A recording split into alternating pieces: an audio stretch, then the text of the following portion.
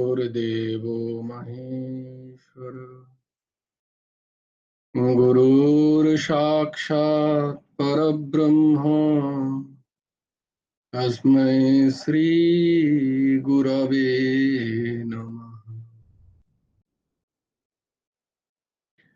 कृष्णाय वासुदेवाय हरये परमात्मने प्रणतक्लेशनाशाय गोविन्दाय नमो।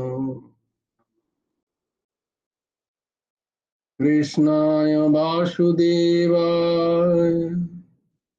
देवकी नन्दनाय च नन्दगोपकुमाराय गोविन्दाय नमो। वसुदेवं सुतं देवं कंसचाणूरमर्दनं देवकी परमानन्दम् कृष्णं वन्दे जगद्गुरुम्।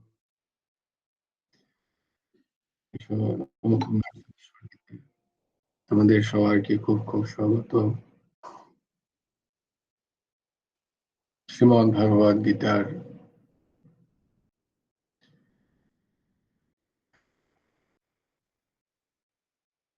অনেকটা দিন গ্যাপ হয়ে গেল, তাই না? তাই জন্য আমি খুব খুব দুঃখিত তোমাদের কাছে। শ্লোকগুলো করছিলাম, সেগুলো করি। ধর্মক্ষেত্রে কুরুক্ষেত্রে সমবেতাयुत्सवः मामकाः पाण्डवाश्चैव किम् अकुर्वत सञ्जय। यत्र योगेश्वरः कृष्णो यत्र पार्थो धनुर्धरः तत्र श्रीर्विजयो भूतिर्ध्रुवा नीतिर्मतिर्मम। यदा यदा हि धर्मस्य ग्लानिर्भवति भारत अभ्युत्थानमधर्मस्य तदात्मानं सृजाम्यहम् परित्राणाय साधूनां विनाशाय च दुष्कृताम् धर्म संस्थापनार्थाय सम्भवामि युगे। कर्मण्येवाधिकारस्ते मा फलेषु कदाचन मा कर्मफलहेतुर्भूर्मा ते सङ्गः। योगस्थः कुरु कर्माणि सङ्गं त्यक्ता धनञ्जय सिद्ध्या सिद्धौ समो भूत्वा समत्वं योग उच्यते। विहाय कामानि यः सर्वान् पुंश्चरति निष्क्रिय निर्ममो निरहङ्कार स शान्तिमधिगच्छति। त्वमेव शरणं गच्छ सर्वभावेन भारत तत्प्रसादात् परं शान्तिम् स्थानं प्राप्स्यसि शाश्वतम्।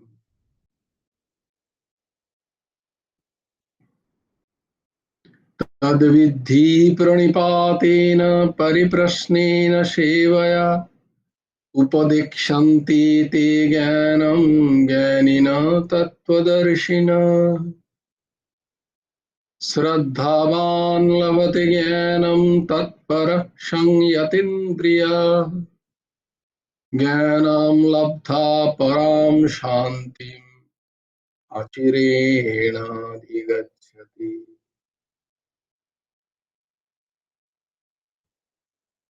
कार्पण्यदोषोऽपहतो स्वभावः पृच्छामि त्वां धर्मसम्मूढचेताः यश्रेयस्यान्निश्चितं ब्रूहि तन्मे शिष्यस्तेऽहं शाधि मां त्वां प्रपन्नम्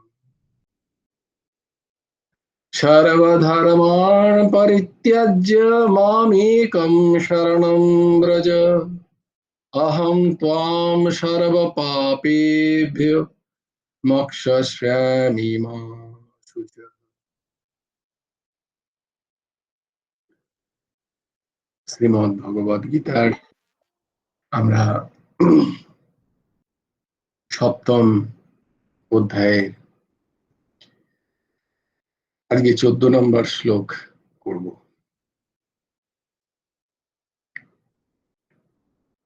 সপ্তম অধ্যায়ে শ্রীমদ্ ভগবদ গীতার সপ্তম অধ্যায়ের 14 নম্বর শ্লোক। ভগবান বলছেন, ভগবানুবাচ दैवी हेषा गुणमयी मम माया दुरत्यया मामेव ये प्रपद्यन्ते मायामेतां तरन्ति ते। दैवी हेषा गुणमयी मम माया दुरत्यया मामेव ये प्रपद्यन्ते मायामेतां तरन्ति ते।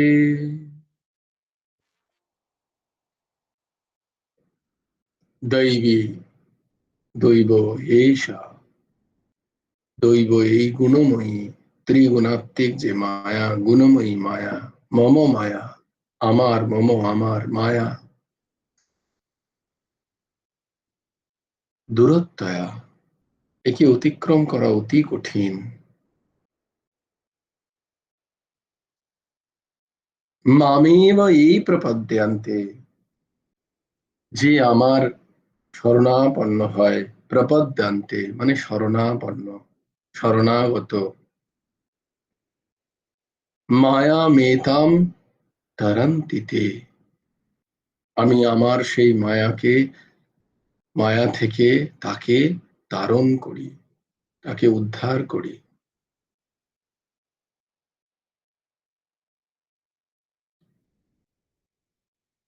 যদ্যপি প্রত্যেকের ভেতরে যে তত্ত্ব, জীব তত্ত্ব, তা অনাদি সিদ্ধ। কেন না, তার মধ্যে ভগবানেরই অংশ বিরাজ করে, মাময়ী অংশ, আমারই অংশ। যেহেতু ভগবান অনাদি সিদ্ধ, অপরিসীয়, তেমনি জীবও তাই। কিন্তু এই যে মায়ার যে ত্রিগুণাত্মিক যে মায়া, সত্য রজ তম গুণ দিয়ে যে সৃষ্টি, সেই সৃষ্টি যে শক্তি দ্বারা আমাদের কাছে ধরা দিচ্ছে, সেই শক্তিটাই হচ্ছে মায়া। আর তা তা হচ্ছে ত্রিগুণাত্মিক, তিনটে গুণ আছে তার মধ্যে। প্রত্যেক সৃষ্টিতে, প্রত্যেকটি বিষয়ে সত্য রজ তম, এই গুণ আছে তিনটে। কোনো জিনিস ভালো, কোনো জিনিস পুজোয় কাজে লাগে, সাত্ত্বিক বিষয়। ঠাকুরের প্রসাদ যখন হয়, যে উপাদান দিয়ে প্রসাদ তৈরি হচ্ছে, সেই উপাদান তো ওখানেও একই, যা আমরা পাচ্ছি, ডাল ভাত চাল। কিন্তু মনে হয় ঠাকুরের ভোগ খেলে যেন কেমন একটা ভালো লাগে, তাই না? সবাই বলে আমরা। কেন? কারণ সাত্ত্বিক, রাজসিক, কোনো কোনো জিনিস খুব রাজসিক হয়, আবার কোনো জিনিস খুব তামসিক হয়। তো এই যে সৃষ্টি আমরা দেখতে পাচ্ছি, যে সৃষ্টি আমাদের কাছে অনুভূত হচ্ছে যার জন্য, সেই যে গুণ, সেই যে তিনটে গুণের জন্যই এই সৃষ্টিকে আমরা অনুভব করতে পারছি। সত্য, রজ এবং তমগুণ, ত্রিগুণাত্মিক, মায়া গুণত্রয় দ্বারা আবদ্ধ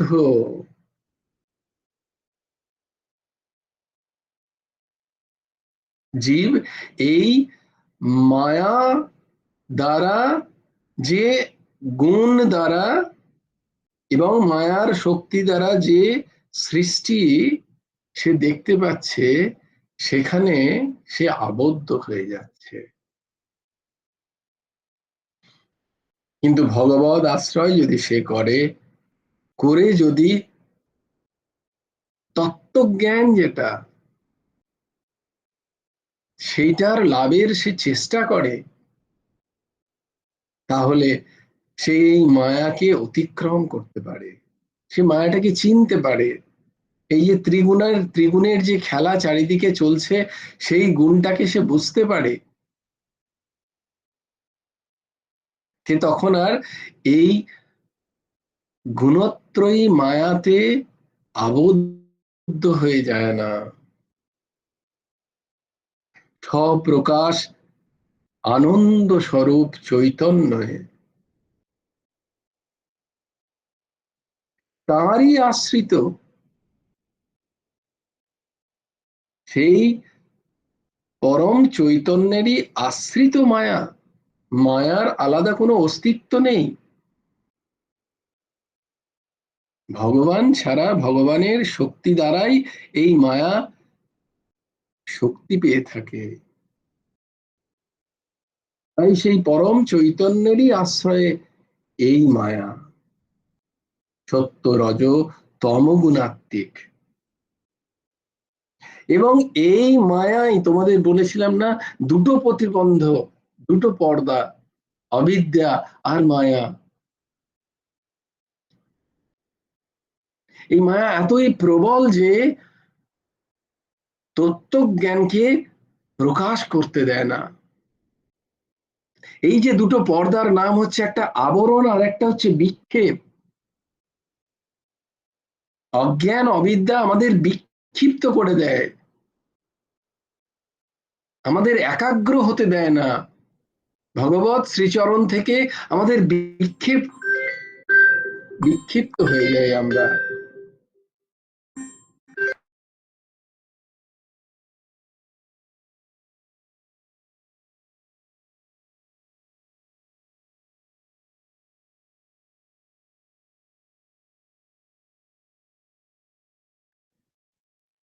তো বিক্ষেপ, অবিদ্যা বিক্ষেপের কারণে এই যে আমাদের চিত্তবৃত্তি এত বিক্ষেপ হয়ে যায়, এত যে চারিদিকে ছড়িয়ে ছিটিয়ে থাকে, প্রত্যেকটা ইন্দ্রিয়, জ্ঞানেন্দ্রিয় তাদের দিকে আমাদের চিত্তকে টানছে, আমাদের মনকে টেনে নিয়ে যাচ্ছে। চোখ বলছে এইটা দেখ, কান বলছে এটা শোন, জিভ বলছে এটা খা, ত্বক বলছে এর সাথে সঙ্গ কর।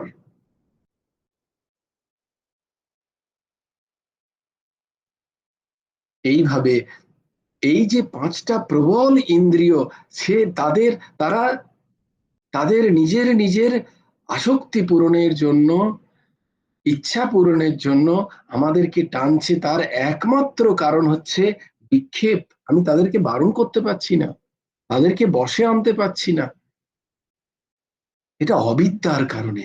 আমি ভাবছি আমি ওদের দাস, তাই ওরা যা যা বলছে আমি তাই তাই করছি, ওদেরকে আজ্ঞা দিতে পারছি না, আমি হয়ে গেছি ওদের দাস। বস্তুত ওরা আমার দাস।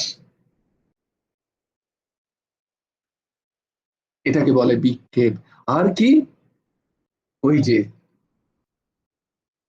মায়া, সত্য, রজ, তম গুণাত্মিক যে মায়া, সেই মায়া এতটাই আবরণ ফেলে রেখেছে যে এটাকেই সত্যি বলে মনে হচ্ছে, এই জগৎ, সৃষ্টি, চরাচর।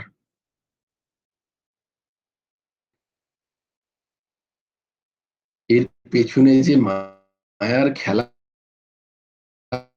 চলছে তা আমরা বুঝতে পারি না, সত্য বস্তুকে ধরতে পারি না, চিনতে পারি না।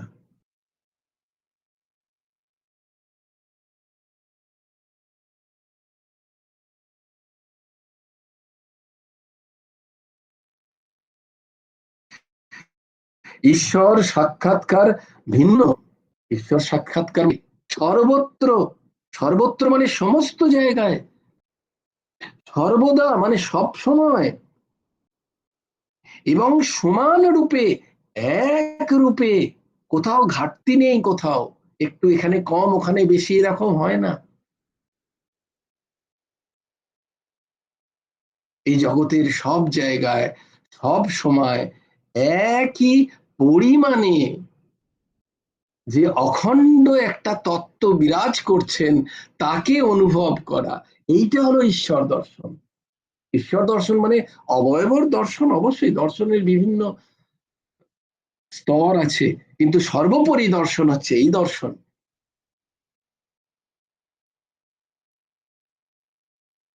তো সেই ব্যক্তি যখন উপাধি রহিত, আমরা কোনো না কোনো উপাধির মধ্যে ফেসে আছি, নিরন্তর নিজেকে একটা উপাধির মধ্যে আটকে রেখে দিয়েছি নিজেকে, তার থেকে বেরোতে পারছি না।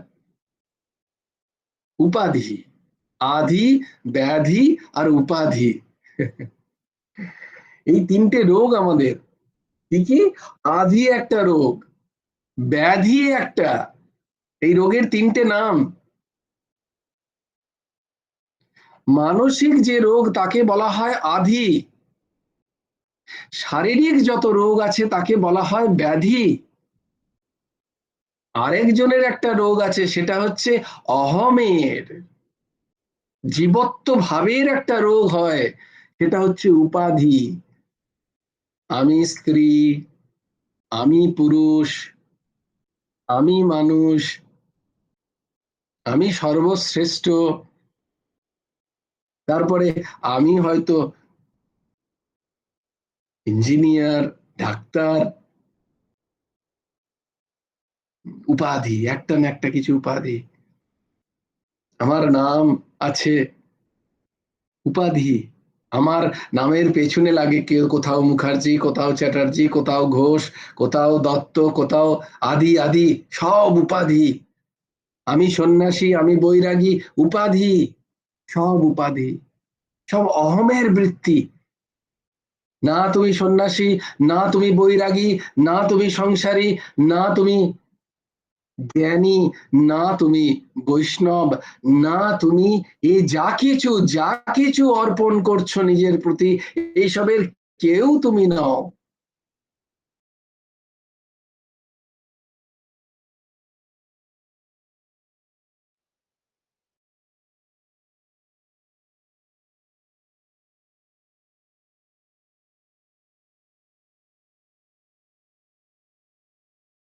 এটাকেই চিনতে পারছি না। এই তো মায়ার খেলা, এটাই মায়া। উপাধি রহিত অখণ্ড চিদানন্দ স্বরূপ ভগবানকে তত্ত্বামসি, আমি সেই তত্ত্বম আসি, তত্ত্বম আসি, তত্ত্বমসি।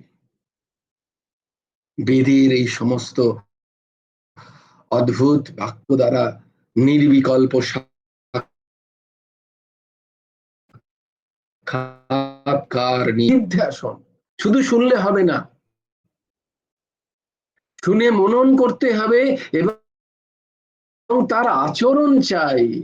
ভগবান বলছেন আচরণ চাই, প্রভু বলছেন, সচ্চিদানন্দ সদগুরু পরমহংস ঠাকুর শ্রী শ্রী হেমন্ত দেব জিউ বলছেন নিদিধ্যাসন চাই।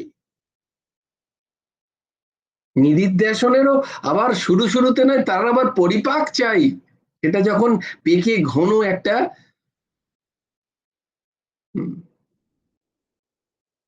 ক্ষীর তৈরি হবে, নিদিধ্যাসন বারংবার বারংবার মনন, শ্রবণ, তারপরে মনন, বারংবার মনন,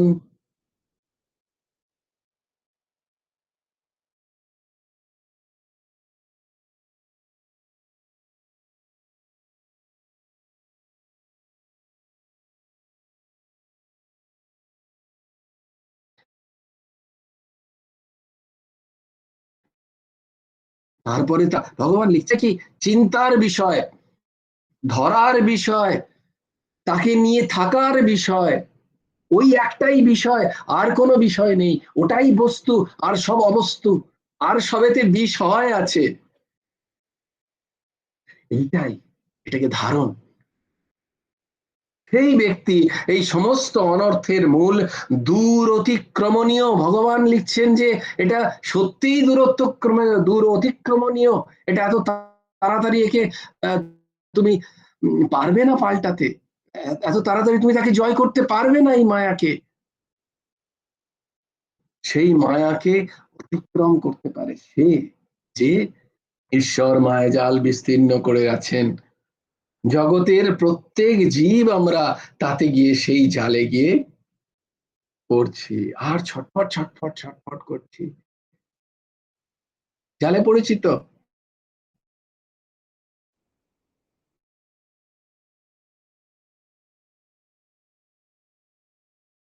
আর মায়া যখন তুলছে ডাঙায়, তখন তো আর জল নেই, তখন ছটফালে বলবে বাঁচার উপায় কি, কিভাবে আমি ওই জাল থেকে বাঁচবো, এই মায়া জাল চারিদিকে আছে, আমি বাঁচবো কি করে?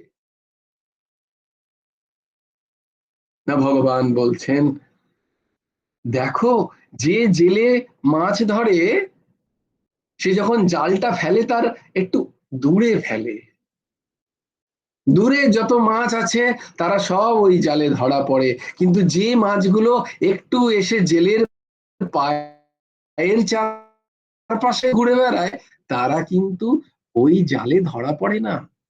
তার মানে কি হলো? তার মানে হলো, যে জীব ভগবানের শ্রীচরণের আশ্রয় নেয়, যে জীব গুরুদেবের শ্রীচরণে আশ্রয় নিয়ে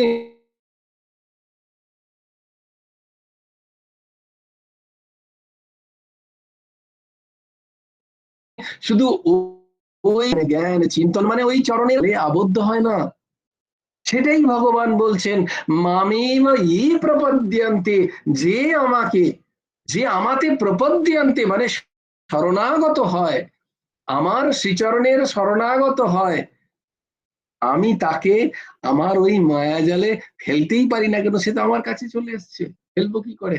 জাল তো কাছে ফেললে মাছ ধরতে পারবে না, জালকে বেছাতে হয়, তাই জন্য ভগবানকে ফেলতে হয়। দেখো জেলেরা কিরম ভাবে জাল জাল দিয়ে মাছ ধরে, যদি তোমরা কেউ দেখে থাকো।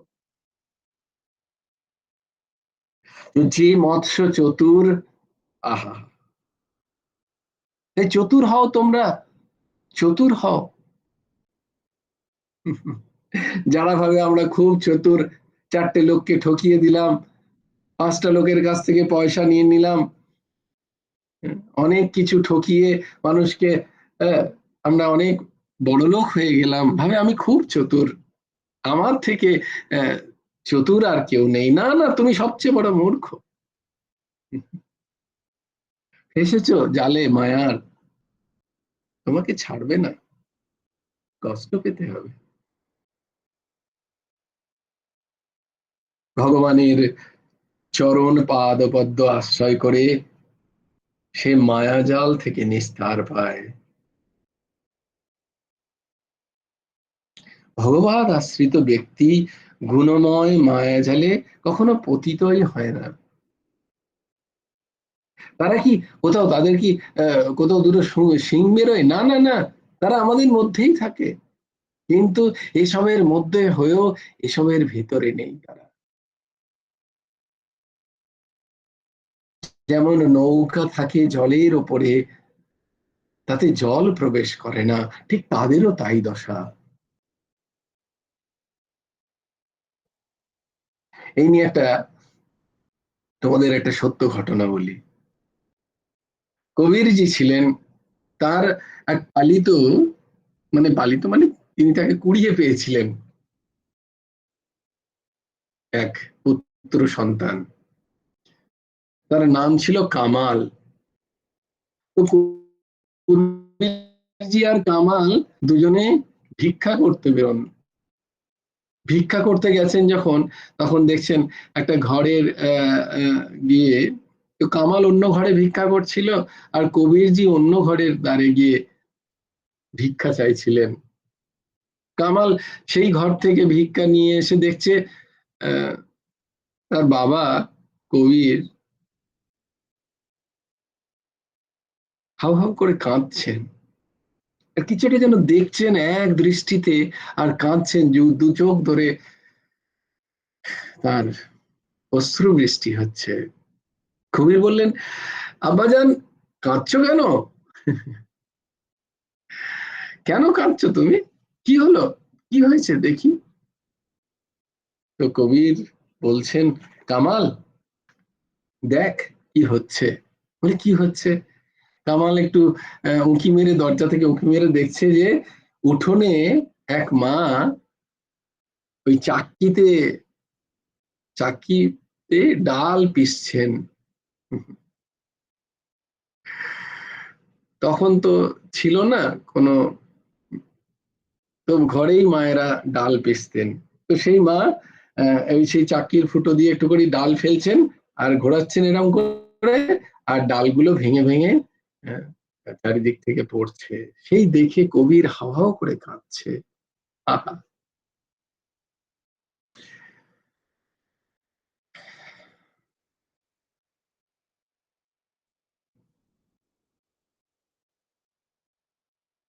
মহাত্মাদের কান্না আসে যখন জীবেদের দেখে এত কষ্টে আছে, কলির এত চরম দুর্দণ্ড প্রতাপ চলছে, এত কষ্ট পায় তারা, কিন্তু তবুও ভগবানের নাম নেয় না কেউ, কেউ ভগবানের আশ্রয় করে না।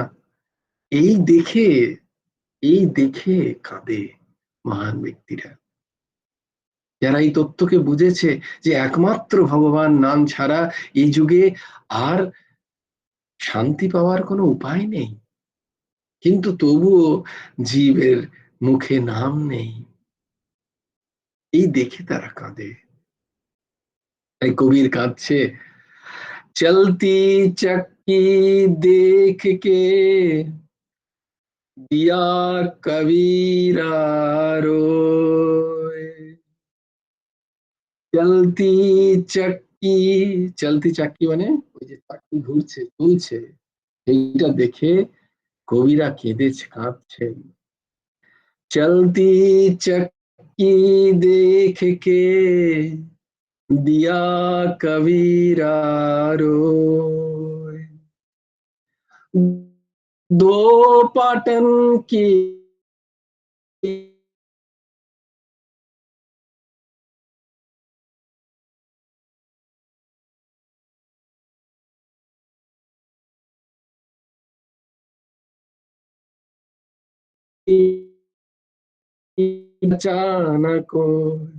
সবাই খান খান হয়ে যাচ্ছে, সবাই ভেঙে যাচ্ছে। তেমনি জীবেরও তাই দশা, ভাবছেন যে ওই এক একটা ডাল, এক একটা জীব আমরা মানুষ।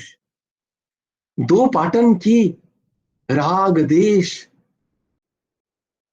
সুখ দুঃখ, লাভ হানি, সম্মান অসম্মান,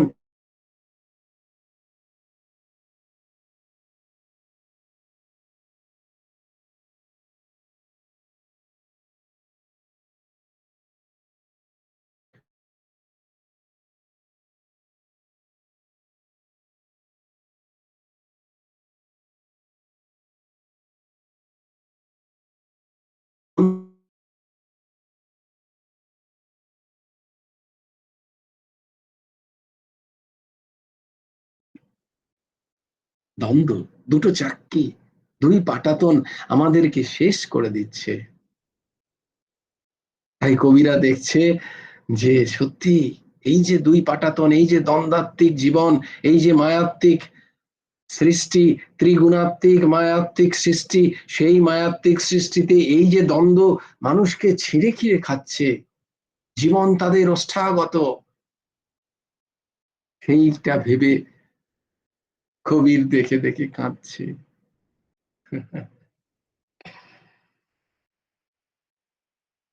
তো বলছে, বাবা তুমি শুধু এইটা দেখে কাঁদছো, তুমি আরেকটা জিনিস দেখোনি তো? কামাল বলছে যে তুমি আরেকটা জিনিসে লক্ষ্য করেছো? বলছে কি বেটা, কি বেটা, কি, क्या है बताओ? चलती चक्की देख के दिया कमाल ठठाए।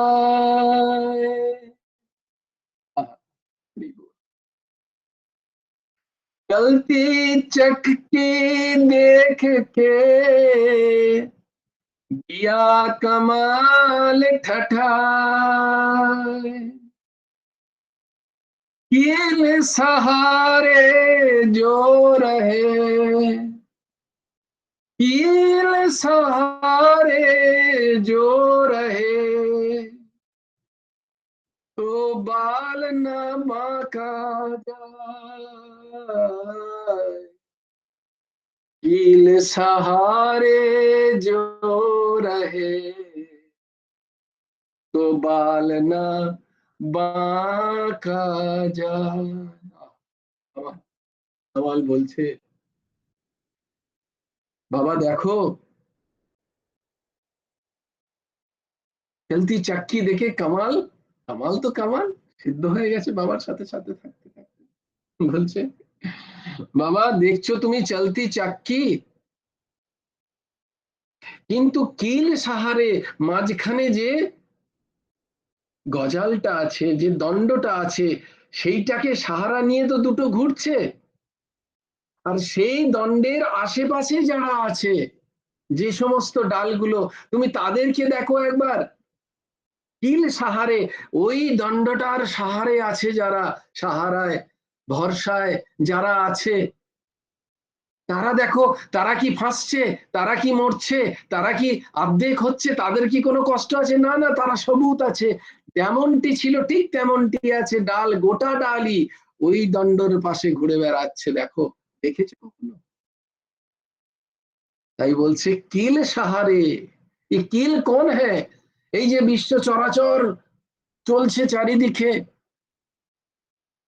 কাকে আশ্রয় করে, কাকে আশ্রয় করে সেই ভাবনা কারোর নেই। আশ্রয়টাকে, মূল দণ্ডটাকে, যাকে সাহারা নিয়ে, যাকে আশ্রয় করে এই সৃষ্টি চক্র চলছে, তাকে দেখতে পাচ্ছি না তো। তাকে খুঁজছি কজন, তাকে পাওয়ার আশা কই, তার কাছে যাওয়ার আমাদের চেষ্টা কই। তাই ওটা কিল ভগবান, ঈশ্বর, সদ্গুরু, তিনি হচ্ছেন ওই দণ্ড।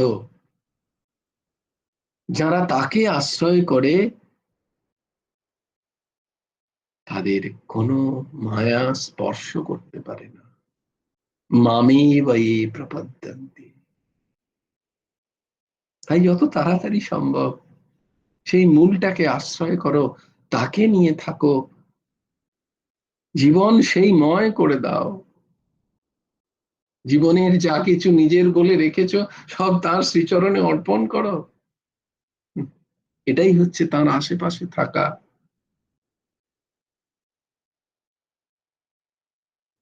বাকি যা কিছু দেখছো সব মায়ার খেলা। যত সেই দণ্ড থেকে, সেই আশ্রয় থেকে যত দূরে যাবে তত কষ্ট পাবে। আহা, যত দূরে দূরে দূরে যাবে বন্ধু, একই যন্ত্রণা পাবে, একই ব্যথা ডেকে যাবে। নিভা নিভা আলো যতবার জ্বালো, ঝোড়ো হাওয়া এসে তার শিখা নিভে যাবে। যত দূরে যাবে তত কষ্ট, তত বেদনা, তত যন্ত্রণা। দেখো, চোখ খুলে দেখতে পাবে। আর যত কাছে আসবে তত কম হবে যন্ত্রণা, তত কষ্টটা কম হবে।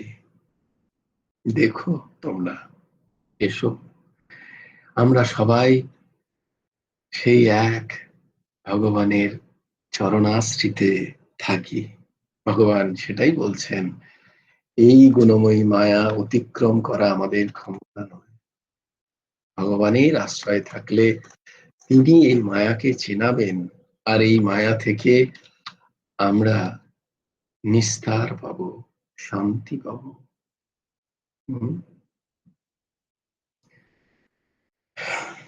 ত্বমেব শরণং গচ্ছ সর্বভাবেন ভারত, তৎপ্রসাদাৎ পরাম শান্তিম अचिरेणाधिगच्छति। जय जय श्री राधे, जय जय श्री सीताराम, हर हर महादेव। जय जय श्री राधे। हरि बोलो, हरि बोलो, हरि हरि बोलो। जय गुरुदेव, जय गुरुदेव, जय गुरुदेव। जय जय परमहंस ठाकुर श्री श्री हेमंत देव जिउर जय। भज गुरु हेमंत देव राधे श्याम, जप हरे कृष्ण हरे राम, राधे श्याम श्याम श्याम राधे राधे, राधे कृष्ण कृष्ण कृष्ण राधे राधे। জয় গুরু রাধে শ্যাম। সবাই ভালো থেকো, সুন্দর থেকো, সুস্থ থেকো। জয় গুরু রাধে শ্যাম।